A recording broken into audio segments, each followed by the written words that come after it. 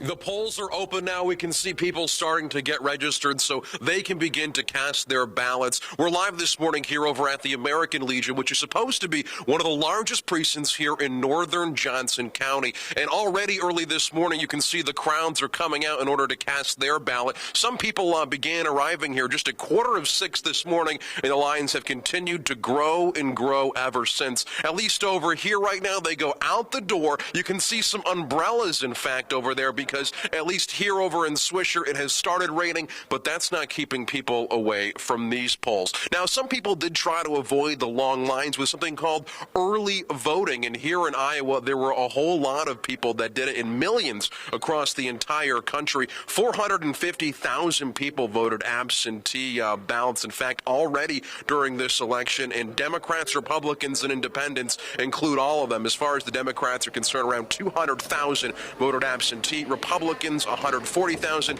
and Independents just over 100,000. Now, the people here today say that they're voting because it's their civic duty, and the folks who came out to organize everything today say they are going to do all that is in their power to make sure this election runs as smoothly and efficiently as possible. Now, with these larger lines and being in a larger voting location, that's certainly going to be something that they have to keep in mind. Now, the polls again opened up at 7 o'clock this morning, and you have most of the day to come on out, regardless of where you are here in Iowa. For now, we're covering the corridor in Swisher. Josh Scheinblum, Fox 28 News at 7. All right. CBS 2's Josh Scheinblum joins us live from the Marion Public Library, where voting is in full swing. Josh, how are folks feeling about doing their civic duty today?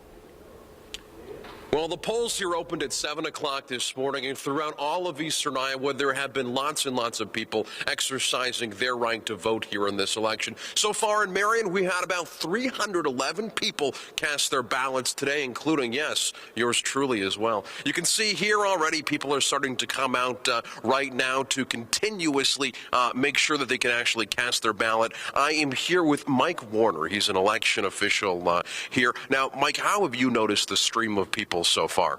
It's been incredible, and we're really glad to see people coming out. And how would you say you notice more people in the morning as compared to the afternoon? More people have been here in the morning than we ever expected. It's Really? great, yes. Really? And everybody moved smoothly through?